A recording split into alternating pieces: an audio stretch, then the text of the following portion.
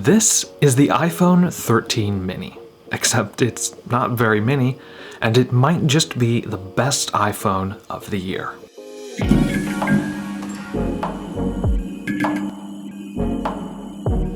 For the first time ever, I actually picked up the iPhone 13 mini on launch day in person at an Apple store.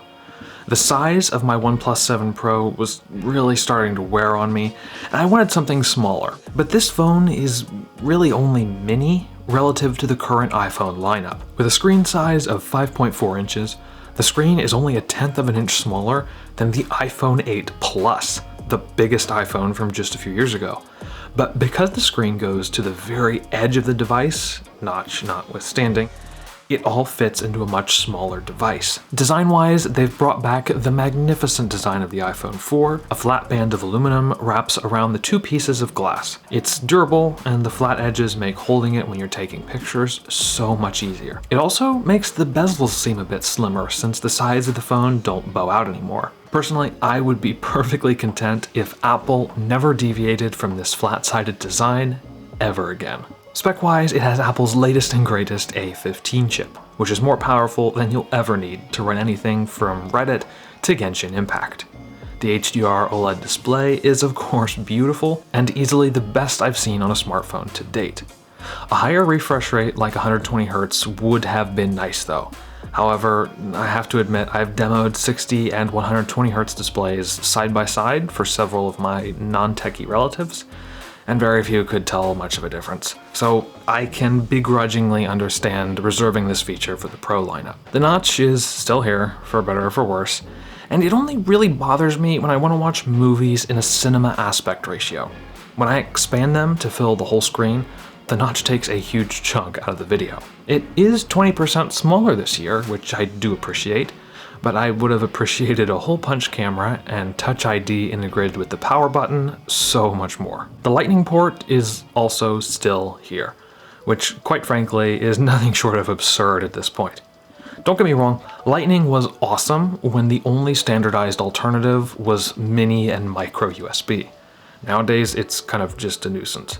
Apple hasn't hesitated to transition its MacBooks and iPads over to USB-C, so I just don't get why they insist on holding out on the iPhone. They also don't include a charger anymore in the box, which for me personally isn't much of an issue because I have so many chargers knocking around the house. But those were all included with a device at one point. If this iPhone happens to be your first phone, you're going to need to spend extra and get a charger. Oh, and if anyone's wondering, I am still salty about the lack of a headphone jack. Even if they just put it on the Pro model phones, I still want to see it make a comeback. Now, with the small size comes a smaller battery. This seems to be one of the main points of concern with a lot of prospective iPhone mini buyers. Generally speaking though, this is a total non-issue. I personally have no problems regularly getting 8.5 to 9 hours of screen on time with regular mixed usage over the course of 2 days.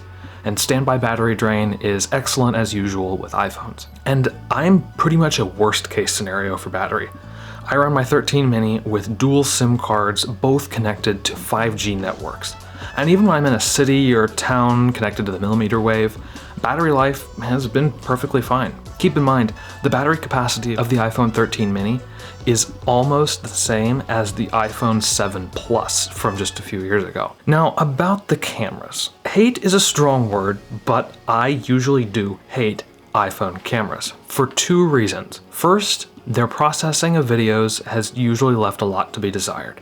Even as recently as the iPhone 11, the HDR mask often wouldn't keep up with what was happening in the scene, which resulted in videos that oftentimes had a splotchy look.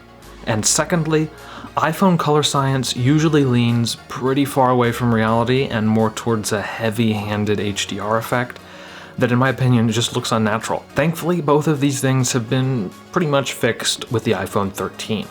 The processor is finally quick enough that the HDR mask stays pretty much lockstep with whatever is happening in the video scene, and they now allow some tweaking to the way colors look. They call this feature photo styles, but it basically lets you tweak the contrast and temperature bias to your liking. I find turning down the temperature brings the grass from a miserable yellowish shade back down to something closer to real life, and increasing the richness value cuts down on the heavy-handed HDR effect, enough that I completely don't mind it anymore. Physically speaking, the camera hardware is pretty much lifted straight from the iPhone 12 Pro Max, but pictures do actually turn out slightly better thanks to the A15 chip's upgraded image processing pipeline. This is almost the best camera Apple has ever put into an iPhone, and once the color's been tweaked a little bit, it really does show. Even next to the top-of-the-line iPhone 13 Pro Max, unless you had them side by side, the differences really aren't that noticeable. Now, something that is noticeable is the absence of a telephoto camera. That's up to you to decide if it's important though. Personally, I seldom used the one on my OnePlus 7 Pro, and I really don't miss it on the 13 mini. I use the ultra-wide camera way more often. And that's pretty much the iPhone 13 mini. For probably 90% of the people out there, I can almost promise you the smaller screen won't bother you as much as you think, especially if you're coming from an iPhone 8, SE, or older, simply because it's really not that small. And even if you do occasionally miss a little extra screen real estate, you'll appreciate the ease of carrying it around all the time. And your wallet will no doubt appreciate the $100 discount versus the so-called regular iPhone 13. Here's hoping Apple keeps making a mini iPhone for many years to come.